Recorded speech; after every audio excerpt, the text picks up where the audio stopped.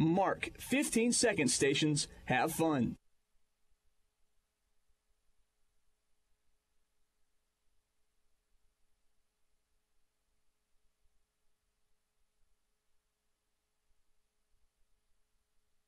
The following is a presentation of IMG, America's home for college sports. Cuts inside of the goal line. Touchdown. We need to be able to execute the fundamentals on offense, defense, and special teams. Pressure coming, sacked. Kevin Snyder, team on the late blitz. And then do it over and over and over again. They're coming and blocked. Because the team that does it better is usually the team that wins. Live from Brother Jimmy's on Easton Avenue in New Brunswick, this is the Kyle Flood Show. Your chance to talk with the head coach of the Scarlet Knights. The Kyle Flood Show is brought to you by AT&T, mobilizing your world.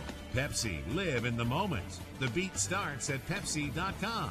Pepsi, live for now. UPS, to learn how UPS can put the power of logistics to work for you, visit thenewlogistics.com.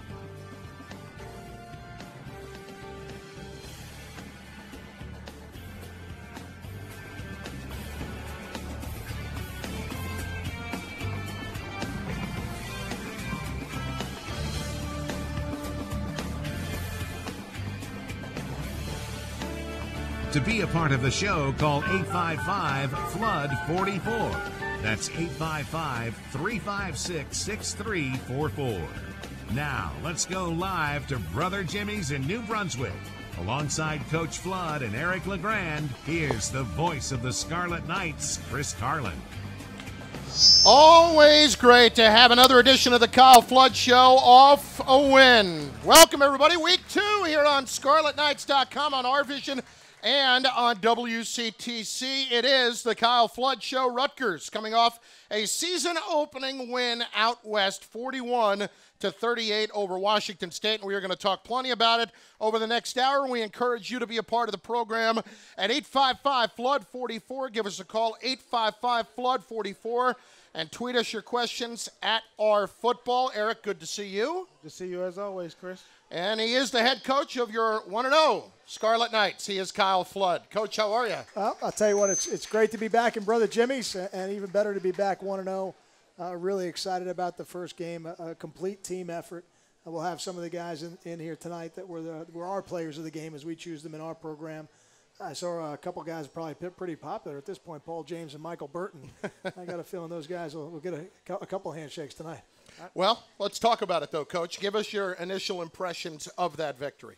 I think some things went right for us that help you win football games. You win the turnover battle, 2-1. When you win the turnover battle, you win a lot of football games. We won the drive start. I think drive start is a statistic that's not analyzed enough in college football.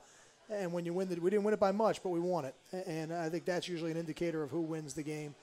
And we had more big plays than them.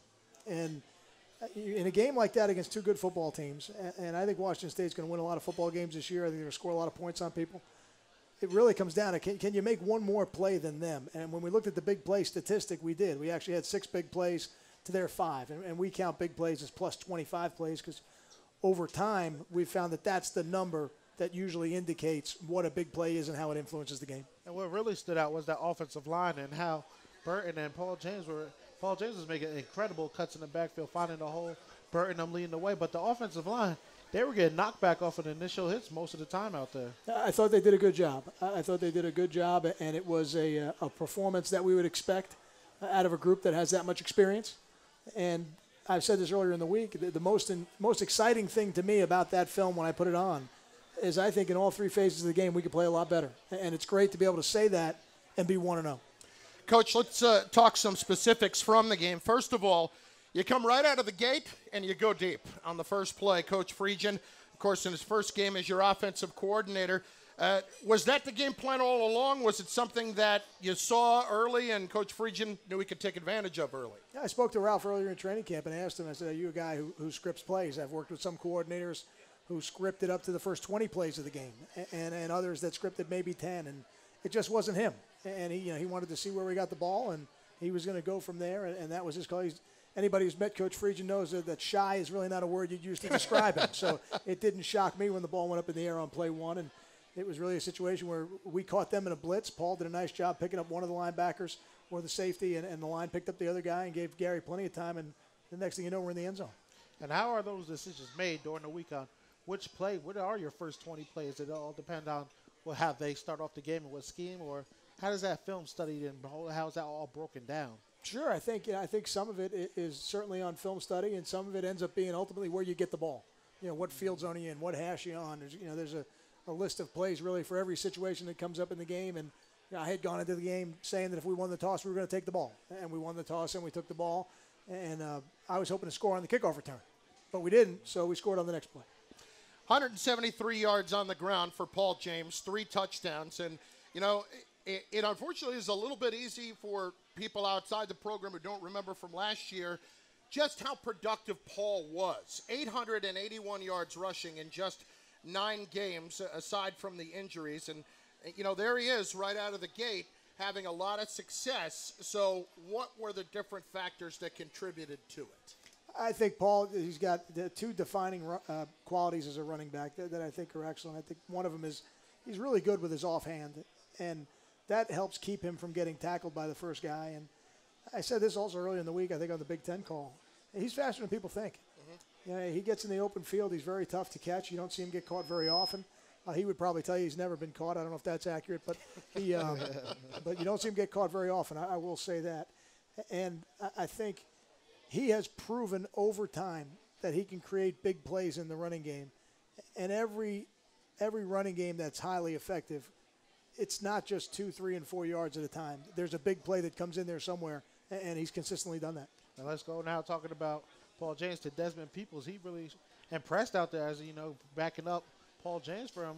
Can you talk a little bit about how he was able to make those cuts and reads and find his way to make it through those holes? Yeah, Des is an exciting back. He had a great spring. I was really excited about him coming out of the spring. I was pleased to see him carry that forward through the offseason into training camp, and felt like he deserved an opportunity to carry the ball in the games and show us what he could do, because that's the ultimate test. Game day is the ultimate test. And with the opportunities he got, he was very effective. And I think he's also a guy that, given the right amount of carries, is going to be able to create some big plays in the running game for us. And I don't think you can mention those 2 guys without the one constant between them both, which is Michael Burton, who's leading the way for them on a lot of those runs. 2 things I wanted to point out with Michael. Number one, what you said about him earlier this week. Blocking at an elite level. Describe how Michael has progressed in that regard. It's something that, for a lot of guys who end up playing fullback in college, they don't really do it in high school, because in high school they're the tailbacks. Mm-hmm. You can say that about Brian Leonard, and you could say that now about Michael Burton. But that's really their skill set as a tailback is really what makes them excellent fullbacks, because they have to read the plays just like the tailbacks, but they're doing it from a position that's closer to the line of scrimmage. So without great vision and ability to change directions, they'd end up running into the back of the offensive line in a lot of plays. And this is something I asked Michael about on Monday, what you were talking about with the line. I said, you probably have the best view of anybody who doesn't have the football necessarily about what they're doing differently. He said their pad level, outstanding, very low. It's something that was important to us. When we hired Mitch, I felt like we needed to be more physical, be more aggressive, and as an offensive lineman, that starts with being lower. Because if you're lower, you've got better leverage, and you got the ability to knock people off the ball. And I agree with what Michael said. I think in that first game, it was noticeable that we were better. How did you feel about the pass protection from the offensive line and also the running backs in the game, and how they pretty much protected that over the whole game? Sure, I think over the entirety of the game, if you graded it as a whole, I thought we did a pretty good job. Again, I would say that we can be better. I really believe we can be better, and we gave up 1 sack on a 3rd down, and that's going to happen, but I do think we can be better. I was pleased, but I see the room for improvement when I look at the coaching tape. Let's talk about your defense, and certainly they had their share of plays in the game. It was an offense that certainly they're going to put up their points. They're going to get their yards. We know that, especially with a quarterback like Connor Halliday. But I thought what was most impressive was that when you needed to make some plays, they made some plays. That was really the difference. To me, as I look at that game and compare it with last year, and you try to say, all right, are we better? We spent a lot of time in the offseason studying how we defend these offenses and working on it and say, all right, are we better? And I believe we are. We had 3 sacks in the game by our defensive line. That to me is something that last year we couldn't get that done, but we did it in that game. And there were other times where we pressured him and we hit him, which are just as valuable. We had an interception, we had a turnover. We knocked the ball out in the end zone. We knocked the ball out. The one play everybody talks about is the last play of the game, the fourth down, and they should, because it's a play that ends the game. I don't know that one play ever wins the game, but that play ended the game. Those were plays we didn't make last year. So I'm pleased with the progress we're making. Can we do a better job? Absolutely, we can do a better job. I saw one of the replays. With I think 4 minutes to go in the first half, we had limited them to 10 points. So the things we were doing right in the first part of the game, we need to do them for a longer amount of time. But there's no doubt, if you look at the game in its entirety, we made plays that last year we didn't make. And as you said, you can do better. How do you think where do you think the confidence level of the defensive backfield is right now, knowing that they were going to face a quarterback who could sling it all over the place? Where do you think their confidence level is now going into the rest of the season, even though he gave up some yards, but bounce back and find a way to get a win? They're confident. I don't think confidence will be an issue for our secondary. I think they look at that film, and what they see is when we do it right, we can defend them. And now we got to do it right on a more consistent basis if we want to make the next jump. And speaking of making a jump, Rutgers makes the jump into the Big Ten Conference, and Week 1, you have the Big Ten Defensive Player of the Week. And Jonathan Aiken, 7 tackles, had the forced fumble on, of course, the punt. That was a huge turnover in the game, and then making that big pass deflection at the end. And, it's Coach, it's interesting. Jonathan and DeLon were fighting for that starting position, but as it turned out, Jonathan was going to play just as much last week against that kind of an offense. Absolutely, and DeLon's skill set allows us to use him in other places. He played some corner for us last year. He's playing safety for us right now and doing a good job. Against a spread team like that, we played a lot of the game in nickel, which puts him down in kind of the Sam linebacker spot as we do it. And to have a guy like John Aiken backing him up and then becoming the starter when we play nickel is invaluable. And I said this during training camp after we had made the decision that DeLon would be the starter. John's going to play a lot of football for us because we're going to play a certain percentage of the game every week in our sub-packages. John plays in almost all our sub-packages. He plays on a lot of special teams. A very valuable player to our football program. And another great example of something Greg used to say all the time, you play really well when your seniors play really well. And John is one of the seniors on our football team and really stepped up in that first game. I was actually going to say the mature level of Jonathan Aiken, knowing that he's not the starter, but he's playing, just as much as when you play against those spread offenses. How do you keep his head above ground after such an amazing week? Oh, I don't think that'll be an issue. I think John, John a little bit. John's a pretty excitable character now, so he's going to be just fine. And again, he'll play quite a bit this week for us. Let's shift to special teams for a moment. Kyle Federico, a couple of field goals. Important for him to get off to a good start mentally? I think it's important for everybody to get off to a good start. I want to start fast. I think first impressions in life matter. We were able to make a good one. Kyle did a good job. Kyle had a really good training camp, and this was something that I ended up speaking about today after practice. He had the one day in maybe the first or second scrimmage where he struggled, but that was really it. That was the only day he struggled. Other than that, he's had a really good training camp. I thought he had an excellent day kicking the field goals and extra points. I think he was 7 for 7 on the day in kicks. But just as importantly, did a really good job in kickoffs, something he had done 2 years ago as a freshman. We didn't ask him to do it last year, and then took up the job again for us this year out of necessity, and really does a nice job of placing the ball and giving us good hang time and a chance for our coverage team to get down there, and also a chance for us to win the drive start, which we did. And as we're talking about special teams, Janoran Gray, he may be little, but he's a little tough guy out there, and you can see as he bounces through tackles, and teams continue to kick to him. You think that he'll see the ball the rest of the year? It didn't surprise me that Washington State kicked to him. Washington State was excellent on their kickoff coverage the year before, and I thought they did a good job. It was one of the phases of special teams that I didn't feel like we won. I didn't feel like we won the kickoff return. I felt like they did a better job in their kickoff coverage than we did in our kickoff return. And we've got a couple spots in there that we got to get cleaned up because we're one block away in a couple of cases from really breaking a big one, possibly to the house. But on kickoff return, being 1 block away is like being a mile away, because those blocks are tough to make. I call those two, kickoff coverage, kickoff return to me are want to special teams. You got to really want to do the job because those jobs are tough. They span a lot of field as you do them.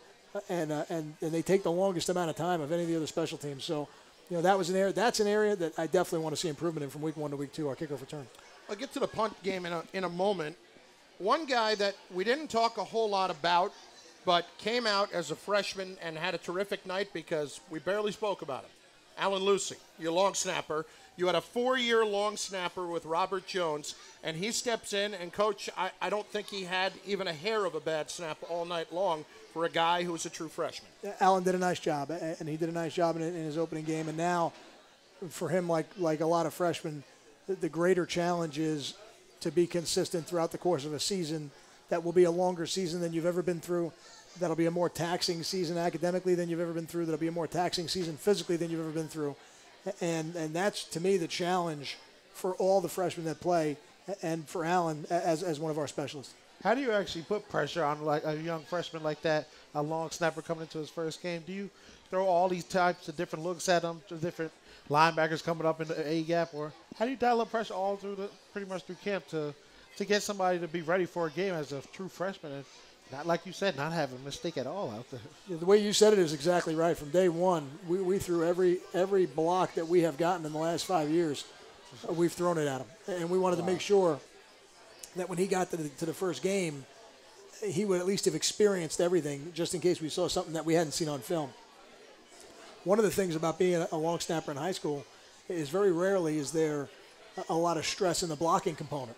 You know, they don't ask him to do a lot in terms of blocking. So when we had him in camp, it was something we worked on with him to see how well he'd pick it up, and he did a really good job. And I'm excited about the job he did in the first game. And as you know, now we got to go out and do it again. You employed both punters in game one, Joey Roth, Tim Gleason.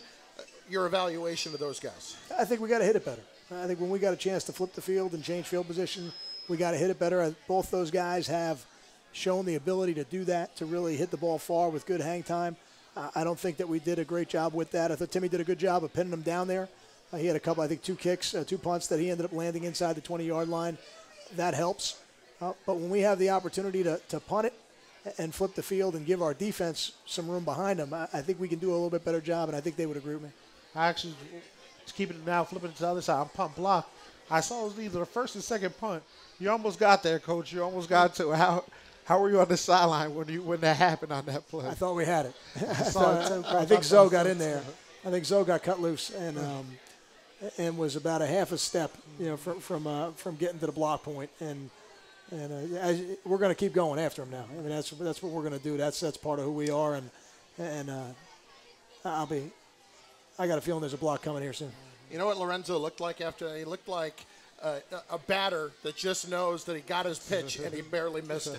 And he had an opportunity and he barely missed it. But he was right there, and Rutgers comes out of week 1 with the win. We're going to have our first phone call coming up in just a few moments. 855-FLOOD-44. That's 855-FLOOD-44. And tweet us at @RFootball. We'll get your questions in. We've got a lot to discuss. Until 8:30 here, we are live at Brother Jimmy's. Another great crowd here this evening in downtown New Brunswick for week 2 of the Kyle Flood Show. Let's step aside. And by the way, if you're here in attendance and you have questions for the coach, come on right up. See our friend Jimmy right here to the front. We will get you on the microphone and on camera on RVision on ScarletKnights.com. Stay with us. This is the Kyle Flood Show. The chalkboard. Sweeps, screens. Every play is drawn up and studied. When you can visualize a play, you can execute a play. The same is true in business. The more visibility you have in your supply chain, the better your business performs. That's why UPS lets you track what comes in and what goes out. Logistics is our game. See how we can help yours at thenewlogistics.com. UPS, official logistics partner of the NCAA.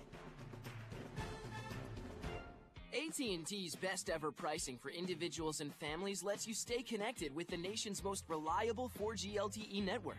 It's easy. Just find the service plan that fits you best, including options up to 10 lines, so you can text, call, and download pretty much everywhere you go. AT&T, mobilizing your world. AT&T is a proud partner of Rutgers Athletics. Reliability claim based on nationwide carriers 4G LTE. 4G LTE not available everywhere. This is the Rutgers IMG Sports Network.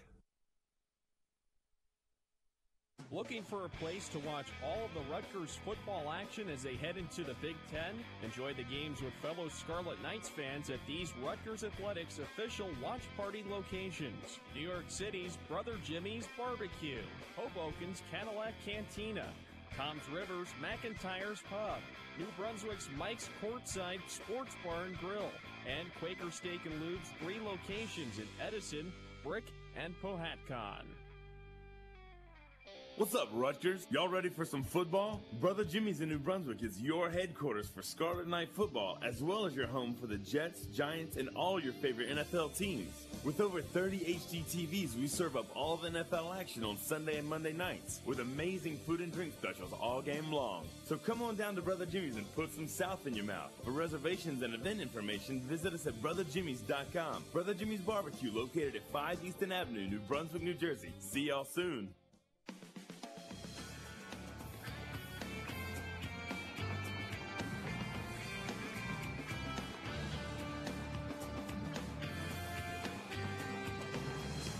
Back at Brother Jimmy's live in downtown New Brunswick. It is week 2 of the Kyle Flood Show. Chris Carlin, Eric LeGrand, the head coach. Kyle Flood, Rutgers 1-0, just as the coach likes it. We'll talk a little bit more about that coming up a little later in the program. We have something special, a little bit of a surprise later in the program as well. But let's get to our first phone call of the evening, and that is Mike in Cedar Grove. Mike, you are on the Kyle Flood Show. How are you?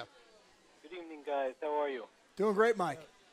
Good. Hey, Coach, I'd like to talk about the offensive line for a few seconds, if that's okay. All right. I thought the offensive line played great this past week, bringing Paul James for close to 190 yards. It seems like your hire of Mitch Browning was a brilliant one.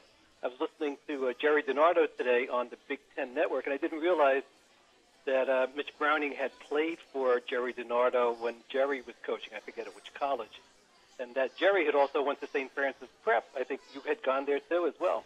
I did. Coach DiNardo is somebody that I heard a lot about when I was in high school at St. Francis Prep. And as a college football coach, to be from the same high school as people like Vince Lombardi, Jerry DiNardo, Dan Henning, it's got a great – my high school got a great tradition of high school football. And Vinny O'Connor, the high school coach there, has been there for, I think, 61 years now as the head high school coach. Brooklyn in 1968. I was being recruited by St. Francis Prep when I was in 7th grade. My high school never recruited anybody.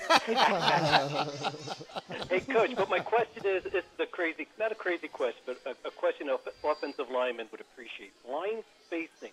When you face a team from week to week to week, a different defense, do you adjust the spacing in your offensive linemen, or do you keep it consistent and not worry about what the defense is doing? In our system, we keep it more consistent. I know what you're alluding to. In different systems, they'll play with different line splits. Nowadays, with the video technology, you don't want to be too play specific with those things because people will pick up on it and you almost have your tells out there when you're trying to run the plays. What was interesting to me was, Coach Leach years ago when he was at Texas Tech, they played with really exaggerated splits, almost 3 to 4 foot splits. And now they've even become a little bit more conventional because of some of the things people are doing on defense. Yeah. Hey, time for one more question? Go ahead. Since you knew about St. Francis Prep, go ahead. At the very end of your game against Washington State, you had almost blocked the punt previously. Were you surprised, as fans were, that Washington State elected to not only try to catch the ball, but advance it rather than fair catch it, just let it roll and protect your lead? They probably feel the same way about their returner that I feel about mine. And if they really like their kick returner or their punt returner, and they're going to be aggressive and try to give him an opportunity to advance the ball and potentially score, it doesn't surprise me. I think Coach Leach is a pretty aggressive guy.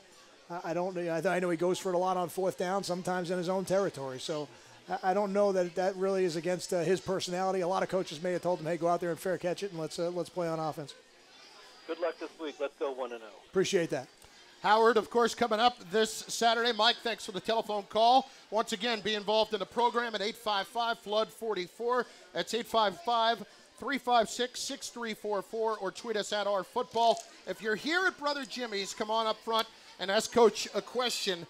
I want to go back to Mitch Browning for a second. You talked about him earlier, and it's interesting.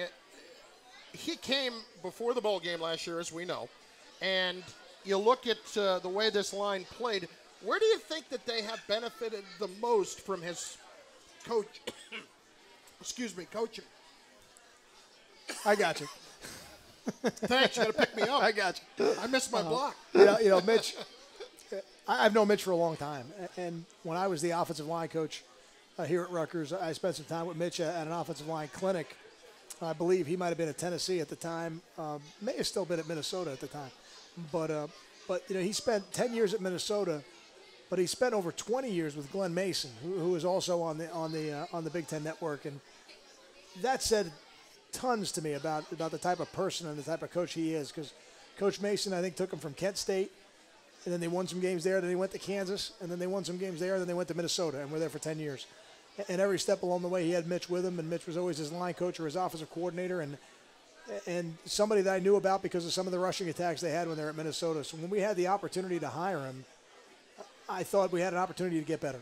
And if you ask me to go back to your question, where have the offensive linemen benefited the most, from Mitch Browning? I think it's just the day in, day out attention to detail of the fundamentals of being an offensive lineman, and he's just relentless with it on an elite level, and I think we're starting to see those results. Because I'll go back to what I said in the beginning. I'm pleased with how we played. We were certainly productive on offense, but when I watch that film, I know we can play better. And as we're talking about coaches, when does the evaluation of a coach really happen? Is it during the season? Is it that time between the last game and the bowl game? And how are these decisions made on when you can go out to a guy and try to get him to come to the school and work for you? His timing was a little bit unique. I felt that we needed to make a change when we did, and having him here for the bowl game would be an advantage for those players, not just in the bowl game necessarily, really, because I don't know that that's enough time. But really moving forward into the next season, I thought it would be an advantage. And so, I think now that he's had the players for a bowl prep, for a spring practice, for a season, what you're seeing is players are getting better. And ultimately, that's how coaches are judged. Are your players getting better? And his players are getting better. 855-FLOOD-44, 855-356-6344. So now you're into week 2, and I would imagine it's, you're coming off the West Coast trip. You're playing there in week 1. You get a chance, you get a couple of extra days to get prepared, and now school starts. So talk to me about the challenges that are now presented to these kids, whereas the last few weeks have just been all about football as opposed to now. It's one of the things about that West Coast trip I think that's crucial is the opportunity to play the game first before school starts, to go out early.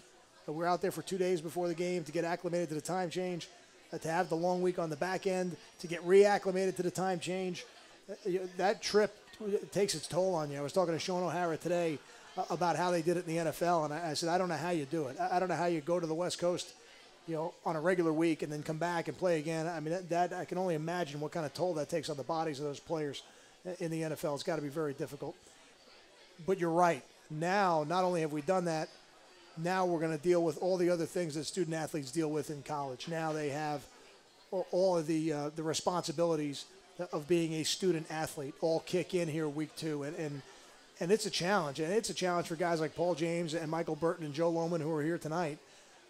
But let me tell you, it is really a challenge for some of those freshmen because they've never seen anything like it. And now we talked about it with Alan Lucy. We could talk about it with Dre Boggs. We could talk about it with any of the freshmen that could ultimately play. The ability to manage your time to make sure you're achieving academically, you're achieving athletically, and you're recovering and getting the right amount of rest, being on a college campus where most of the student body is not living on the schedule that you're living on as a student athlete. It's a tremendous challenge every day. It takes a lot of discipline. I definitely remember it wasn't easy adjusting to the class schedule before practice, then having practice, then having to rush out of practice to get to a 6:10 class. It wasn't easy. But going back to, as you're talking about going to the West Coast, do you try to schedule a game on a Thursday or a Friday so you can have that weekend off when you start off the season, or does it just play into your hand? We do, and that's something that Jason Baum helps us with. He handles our scheduling, and when we talk about games, potential games at the beginning of the year, especially on the West Coast, we always want to encourage those games to be Thursday or Friday, and we were fortunate to be Fresno and Washington State both were open to doing it, and I like it. Again, I think it's a good thing. We'll get more into the matchup with Howard coming up in just a bit. Right now, we'll take our second time out 855-FLOOD-44 if you have your questions and you're here in person live at Brother Jimmy's in downtown New Brunswick. Come on up front and ask the coach your question. You can also tweet us at @OurFootball. We will step aside for a moment and return. This is the Kyle Flood Show.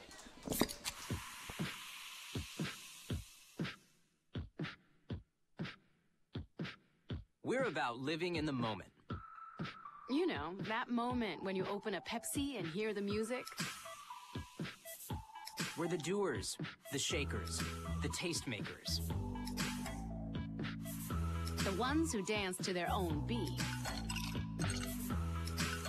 The ones who stay cool when things heat up. Whether the party is big or small. We're the ones who never want it to end. The ones who can't stop.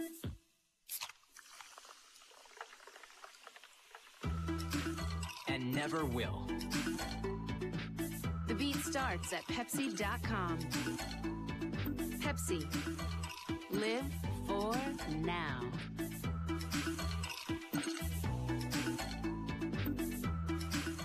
This is the Rutgers IMG Sports Network. Looking for the best trained in the electrical business? Look no further. Our members of the International Brotherhood of Electrical Workers, Local Union 456, go through a 5-year nationally recognized apprenticeship program along with OSHA safety certifications, producing the best trained and most up-to-date electricians in the area. Fiber optics, high voltage, lighting retrofits, solar energy, healthcare facilities, school construction, data centers. We do it all. We are also proud to be one of the first building trades locals to be recognized with a drug-free workplace program. We at Local Union 456 are like Coach Flood and the Scarlet Knights, trained and proven to get the job done. Rutgers University Center for Management Development is an international leader in delivering innovative educational solutions to strengthen the business skills of our clients. We have a focus on today's professional with contemporary programs to meet the demands of an ever-changing business environment. Find your program today by visiting our website, cmd.rutgers.edu, and upon registering, use the special 10% discount code RURadio or call us directly at 732-640-1853.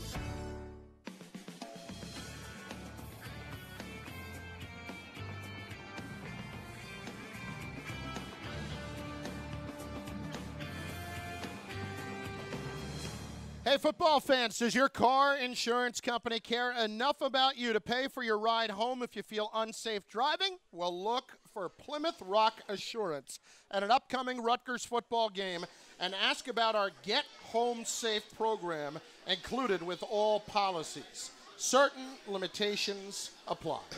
We are back live at Brother Jimmy's downtown New Brunswick for week 2 of the Kyle Flood Show. The Scarlet Knights 1-0 off their win over Washington State last Thursday night. We have our first question from a young lady in person here tonight. Coach, what's your name and where are you from? My name's Michelle. I'm from Middlesex, New Jersey. Middlesex, that's a great town. Yep, go Blue Jays. All right, I'm a fan. I was wondering, Coach Flood, last year, me and my family, we noticed that you wore your favorite Rutgers sweatshirts to quite a few of the games, and we're wondering if you're going to bring that back this year or if there's another statement piece you're going to add into that. Wow, I tell you what, I never thought of it as a statement piece. We love it. I like that. I like that a lot. You know, contractually, I have to wear what Nike gives us. And sometimes there's a piece that I really enjoy wearing, and that was kind of that red sweatshirt that I wore for most of the first year, I think it was? Yeah. The first year? So I really liked it. This year, I don't know that I've got one that I enjoy as much as I enjoyed that one red sweatshirt. I wish I could wear. I wish I could continue to wear it, but Nike gets mad when I wear it because they don't sell it anymore. Thank you very much. Thank you.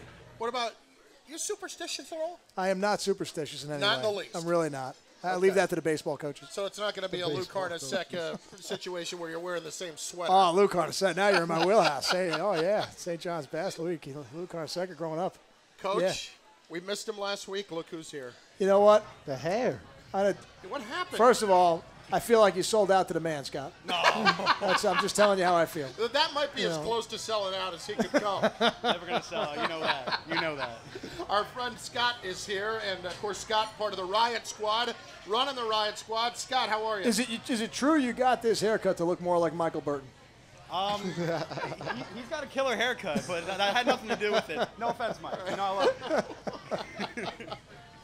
What's up, Scott? Not too much. Just want to say congratulations on being 1-0, of course. That's Appreciate always that. the goal. Hopefully we'll be 1-0 again after this coming week.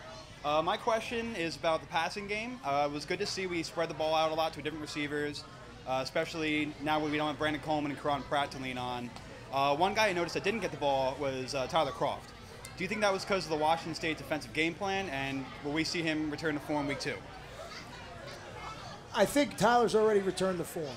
What you're going to see as we go through the year, last year at this time, nobody really knew who Tyler Croft was. They knew who Brandon Coleman was. They knew who Karan Pratt was to a certain degree. They got to know who Leonte Crew was in the first game. And Tyler was kind of the unknown commodity. So I don't know that people paid him the kind of attention that ultimately they needed to as the year went on. But now coming into this year, with some of the preseason notoriety he's had, people are well aware of who he is and where he is. So, when you say, will he return to form, I think he's already returned to form. That doesn't necessarily mean the ball will go his way, because if people try to push the coverage to the middle of the field to take Tyler away, it's going to open things up for Leonte. It's going to open things up for John Simmons. And we're fortunate to have talented people in all those spots. So as long as we continue to take what the defense gives us in the passing game, we'll continue to be effective. All right, great. Thanks, guys. We'll see you Saturday. Thank you, Scott. We know it's football season. Scott's here. That's right. Sold out to the man. This is about as close as it's just an gonna observation. Go. Coach, we have our first tweet for you of the night, and it's an interesting one. It comes to us from Ed, who is at tweeting HR. What is your best helicopter recruiting story? I think that's an easy one, and this is Eric's guy right here. I was not the head coach; I was the offensive line coach. But we were recruiting a young man by the name of Scott Vallone out at St. Anthony's High School in Long Island, and Greg and I got on the helicopter and we went out to St. Anthony's and we landed it right on their field. And as we landed it, I believe Scott was talking to a couple of coaches from another school that will remain nameless. And I believe one of the coaches from that school turned to the other and said, I think we're done here. And we had a great visit with Scott that day, and we went to his house that evening, and I believe a couple weeks later Scott came to the office the day of a high school all-star game and committed to us. And it was it's probably the best story I have from the helicopter. It's a good one. Other than taking one with J-Bomb up to ESPN this year. I've never been on a helicopter, Coach. Is it scary? Helicopters are a little bit like an amusement park ride. Yeah. They're a little shaky, but they're very effective, very efficient. We should mention Scott Vallone, now the defensive line coach up at St. Lawrence University, I believe, correct? Doing a great job up at St. Lawrence and coaching hard. He came down and worked some of our camps this year. I'm really proud of him. I've known Scott for a long time. He played in the same high school league that I played in for one of the great high school coaches in New York, Richie Reichert, out at St. Anthony's.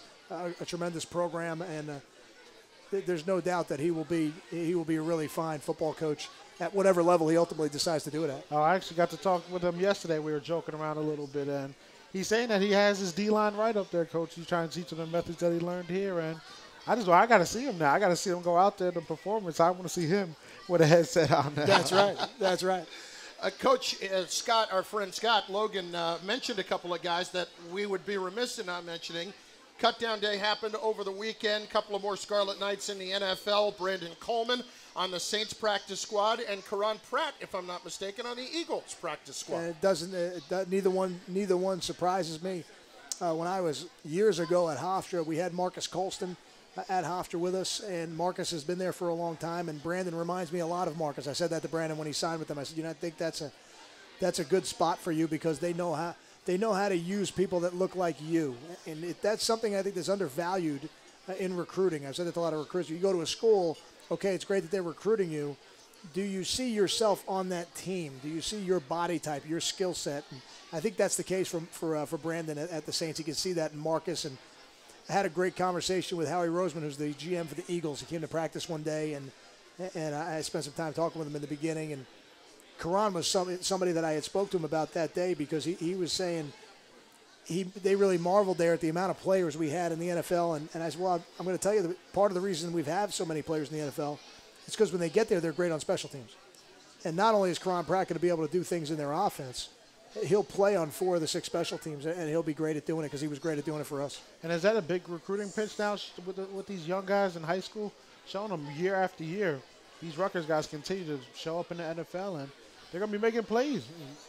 There's no doubt, and you know that league is a cold league. And you talk to the players in there, it's a business first league, and guys that stay there don't stay there for long. And if you're fortunate to be there for 4, 5, or 6 years, I think Zuta now is probably on year 6 or 7 down with the Ravens. So he's been there for a little bit, but that's not easy to do. So when you get an opportunity to be on one of those teams, you're doing something right. And, you pay attention to what's going on, and Tim Wright last week got traded by the Buccaneers up to New England, and I think it probably says something that the guy who is regarded as the best coach in the NFL continues to put Rutgers players on his roster. I don't think it's by accident. I don't think it's by happenstance. I think it's because we coach our players the right way. They understand how to prepare, how to take care of themselves, how to improve in a system. And those are all the things that Coach Belichick's looking for. So that's exciting to me that he continues to value our players, and I got to believe that'll be the case in the future as well. And actually watching the Hard Knock show every Tuesday night, you see these rookies, the difference between the Rutgers guys and what we learned here, and then some of these other rookies out there, like I believe in Rashid Hagan over there down at big high defensive tackle, 6'5", 330, I believe. Just mentally just weak, exhausted, and it's just all the stuff that we learned here that we take credit for, that really helps us make those teams. There's no doubt that when a player comes through our program, it's a 360-degree program. They come through academically, they come through socially, they come through from a football standpoint.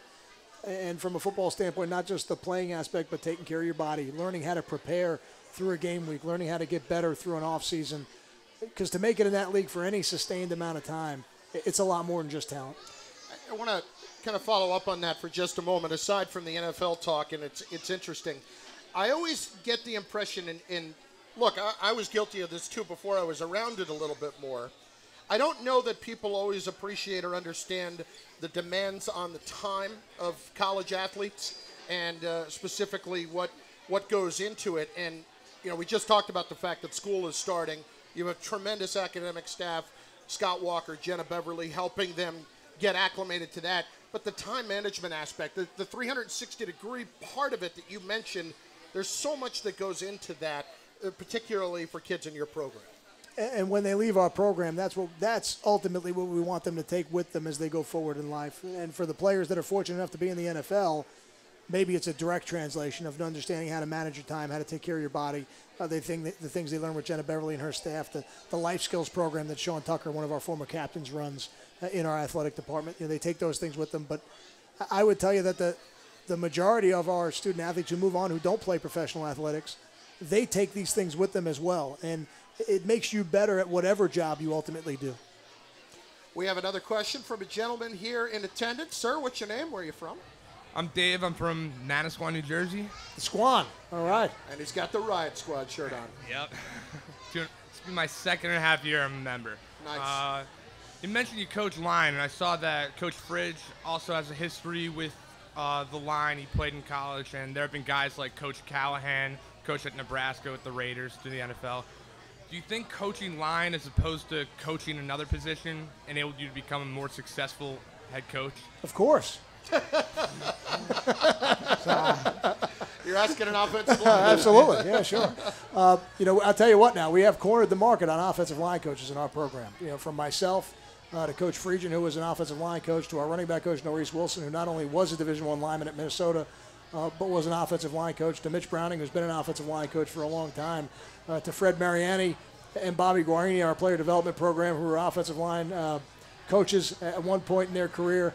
So we've got them stashed in almost every office in the building. Does being an offensive line coach help you be a head coach? I don't know that. Maybe from this perspective, when you coach the offensive line, you're coaching a big group of people. And not only are you trying to coordinate those that group of people 5 at a time, but you're trying to coordinate them with the tight ends, with the tailbacks, with the fullbacks. So there is an aspect of management to it. But I believe it was John Wooden who said, nobody is ever ready for their first head coaching job. And there are so many things you learn in the first year, 2 years of doing this job that I don't know that there's any job that prepares you for this. Thank you. I will say it had to be pretty tough because I did go up against one of your recruits in Art Force in practice. It didn't go well. Art was a good one, and one of a couple players that I've coached from Manasquan High School. The first one was one of the first players I ever recruited in college football, Larry Kelly from Manasquan High School. Played for Vic Caboo down there, and I believe he's in law enforcement now, living down there. All right, thank you. Great question. We have a couple of more coming on Twitter. We're also going to talk about a special moment today at practice when we return that the young men from Rutgers got the opportunity to experience. We'll talk about that. And we have a special surprise coming up as well, so still plenty to do right here on the Kyle Flood Show. AT&T's best ever pricing for individuals and families lets you stay connected with the nation's most reliable 4G LTE network. It's easy. Just find the service plan that fits you best, including options up to 10 lines, so you can text, call, and download pretty much everywhere you go. AT&T, mobilizing your world. AT&T is a proud partner of Rutgers Athletics. Reliability claim based on nationwide carriers 4G LTE, 4G LTE not available everywhere. Looking for a place to watch all of the Rutgers football action as they head into the Big Ten? Enjoy the games with fellow Scarlet Knights fans at these Rutgers Athletics official watch party locations. New York City's Brother Jimmy's Barbecue, Hoboken's Cadillac Cantina, Tom's Rivers McIntyre's Pub, New Brunswick's Mike's Courtside Sports Bar and Grill, and Quaker Steak and Lube's 3 locations in Edison, Brick, and Powhatan. This is the Rutgers IMG Sports Network. The chalkboard. Sweeps, screens. Every play is drawn up and studied. When you can visualize a play, you can execute a play. The same is true in business. The more visibility you have in your supply chain, the better your business performs. That's why UPS lets you track what comes in and what goes out. Logistics is our game. See how we can help yours at thenewlogistics.com. UPS, official logistics partner of the NCAA.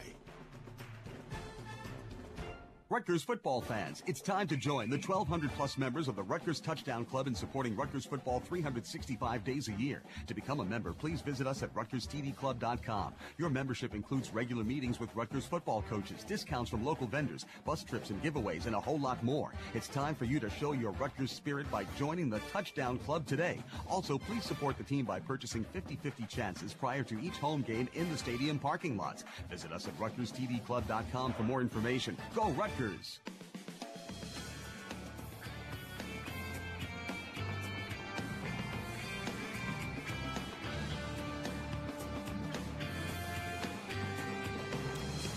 We are back live at Brother Jimmy's in downtown New Brunswick for this week's edition of the Kyle Flood Show. Coach, special moment today at practice, very interesting. And you had a young man come over and speak to the team, special guest. His name was Greg Macaronis. Tell us a little bit about him. Yeah, Greg is a great fan, as loyal a fan as we have, and you'll know that for sure when I tell you why we had him at practice. Greg, from what I understand, is the one season ticket holder we have at Rutgers who has had his season tickets for over 50 years. Wow. And it was great to get a chance to meet him. It turns out, as we got to talking, that when he attended Rutgers, he was a football student manager, so he worked with the football team, and that his tickets have been in his family, first purchased by his uncle, since 1948. Wow. You know, it was funny. I got a chance to be there as he was talking to the team, and you were saying, men, take this into account for a moment. My father was born in 1947. 46. 46. Yep. Coach Friesian was actually trying to get your attention. Coach! That's right. I believe Coach Friesian was actually born in 1946 as well. So I didn't want to out him, but if he's gonna give it up, then we'll do it. But it was great to have Greg, and I asked him, and it was perfect because he's obviously been listening. I said, hey, would you like to say anything to the team? And he said, yeah, let's make sure this week we're 1-0. There you go. There you go. That's all he said, and team loved it. You loved it. No better way to say it than that. And think about that. 66 years a Rutgers season ticket holder. That's pretty darn impressive. And I chatted with him for a moment after the practice, and he had the opportunity to speak to the team. And I said, what's the best game you ever saw here? And I said, was it 2006? What was it? Said, nope. 1961, last game of the year. Team finished the season undefeated. Beat Columbia in the final game 32-19. They were down a touchdown late in the game and actually came back and won by that margin. Wow. And pretty impressive stuff. And you also talk about other impressive stuff. You have a young man in this program who we've talked an awful lot about when it comes to perseverance, when it comes to fighting through adversity, and that's David Maluski. And, Coach, a nice piece in the Sporting News about him. There really was. David this week was named the Hayes Good Guy of the Week by the Sporting News, and I don't know that there's a more deserving person than David with the things he's come through, 3 ACL surgeries, to come all the way back and play last year completely healthy, having a healthy offseason, voted captain by his peers. Last year graduated with a 3.9 GPA, currently working on his master's. He embodies everything that the student athlete should embody, and it did not shock me that his teammates voted him captain. He is as tough as they come in our program. I've used this expression to describe guys like Ramel Meekins and Scott Vallone in the past. You know, he's one of the players that sets the standard for toughness in our program, and really not only does everything the right way and plays at a high level, he forces everybody around him to play at a high level. How is he in the locker room with these young guys now? Do you use him as an example when you talk to these young freshmen as they first come in, as you want to be like a Maluski type player? Yeah, there's a great expression that says, your actions speak so loudly I can't hear what you're saying. And that is exactly what David's about. I don't think I even need to use him as an example because they see how he carries himself in everything he does, from the weight room to the training room to the classroom to the field in practice to the field on game day. If you're not seeing him as an example of what you should be, your eyes are closed.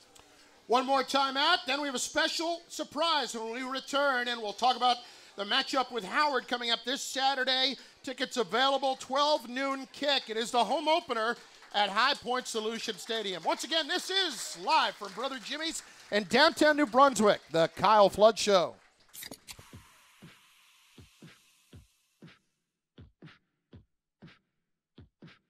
We're about living in the moment.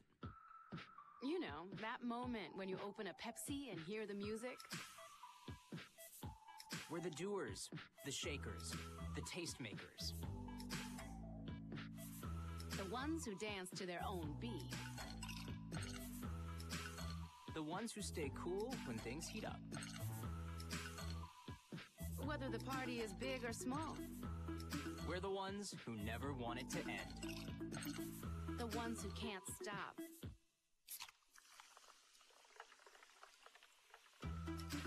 And never will. The beat starts at Pepsi.com. Pepsi. Live for now.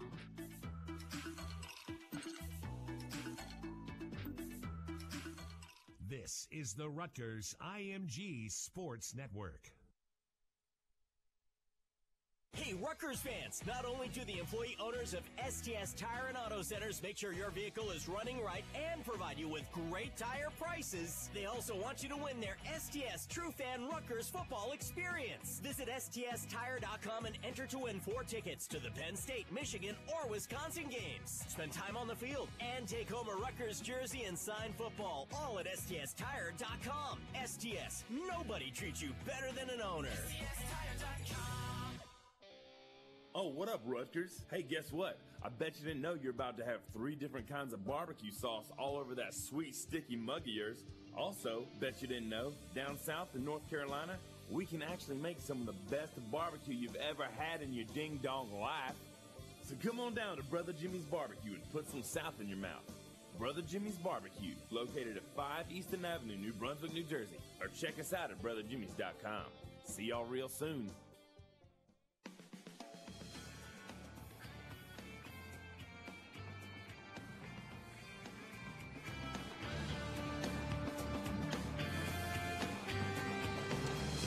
We are back live at Brother Jimmy's in downtown New Brunswick. Couple of minutes left on this week's edition of the Kyle Flood Show, and a little bit of a surprise. Tomorrow is the birthday of one Eric LeGrand.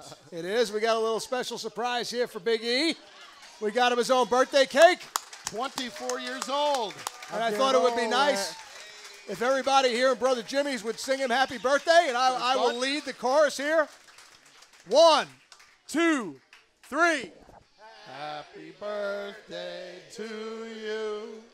Happy birthday to you.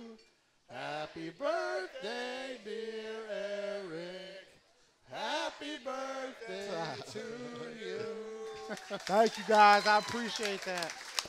Can't even reach the candles. I don't want The wish better be 1-0. That's right. All right. Thank you, guys. 24. That's why I love it here. I get burgers, cake. My mom's gonna. I'm not so sure your mom is all that pumped up. I don't think so.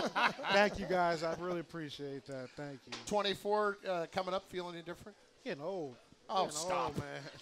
24. Getting old. It's 4 years. To be 24, Chris. Yeah. Wait till he reverses those numbers like us. Graves are gonna go. The hairline's next. Don't talk about hairlines. I was going to say, now he's attacking our hairline. Coach, we had one more question on Twitter. This one, somewhat in relationship to something you were talking about earlier. This from RU Be Hustlin'. Coach, you seem more comfortable this year in your role. How do you feel? Is that true? I would hope every year you do a job that you get more comfortable with what the responsibilities are and the routine of doing the job. I don't know if there's anything comfortable about being a Division I football coach. that I don't know if I necessarily agree with that, but I would hope that you're now going into my third year, I'm a little bit more aware of what's coming around the corner, and I think that's if you have any comfort at all, it's being able to see around the corners a little bit better in year 3. You've got Howard this week, and they had an opening loss to Akron last week. But, Coach, they had a little bit of success running the football. Looks like they rushed for about 140 yards in the game. Tell us what we should expect from Howard. They've got a good football team. They've got good team speed. Yeah, that'd be the one thing I would point out right away. And to sum up that game, I think it's very simple to sum up why that game went the way it did. Akron had 6 plays of 25 yards or more. And Howard had 0. And I think that is ultimately why the game ended up the way it did, because Howard's a good football team, but it got away from them a little bit because Akron took advantage of the opportunities that were presented to them by the Howard defense. And the Howard defense is very aggressive, and they're going to play a lot of single high coverage, and they're going to play some zero high coverage, which you don't see a lot anymore in college or pro football, but they're going to do it, and they're going to challenge you, and they're going to blitz you. And when given the opportunity, Akron made the plays, and that's really the challenge for us this week on offense is when we're presented with those opportunities, we got to win those one-on-ones and make the plays. And is this going to be the week now where you try to get some of these freshmen in there that are going to help you out throughout the rest of the season? I've gotten that question a couple times, and I will tell you, I do not even think about it. That is not my concern. Our only concern is to be 1-0, and we are going to coach the game knowing that game starts 0-0. You don't get any bonus points for winning winning your first game in college football. So the game starts 0-0. There's a really fine opponent on the other side, a very well-coached football team. It jumps out to me that Coach Harrell, he's the only coach who's led them to a winning record since 2004. He's done an excellent job there of instilling his culture and his philosophies on offense, defense, and special teams, and that comes out when you watch them on film. So all my focus right now is on being 1-0 on the first play of that game, and then we'll go to the second play. And anything after that, I have no concern for. And the home opener. Great to be back in High Point Solutions Stadium. I know our players can't wait. It's great to be 1-0 on the road, but there's nothing like playing at home. Coach, we will talk to you again next week. Thank you, Chris. I look forward to it. And Eric, happy birthday, my man. Hey, thank you for the cake, man. Happy birthday. You got some work in front of you there. That's right. That's a nice size cake. I don't care what my mom says. I'm getting at least 3 slices. Special thanks tonight, Paul Schrager, our engineer, getting it done along with Colin Osborne, Tim DeMartin, Jimmy Gill, all helping us out. And back in our Rutgers IMG Sports Network studios, it is James Cooney doing the job for us. It's Rutgers and Howard this Saturday, 12 noon at High Point Solution Stadium. Live from Brother Jimmy's, this has been the Kyle Flood Show. We'll see you Saturday.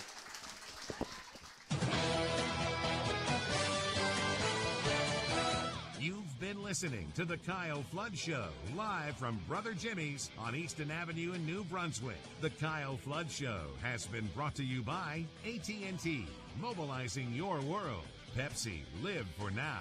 UPS. To learn how UPS can put the power of logistics to work for you, visit thenewlogistics.com.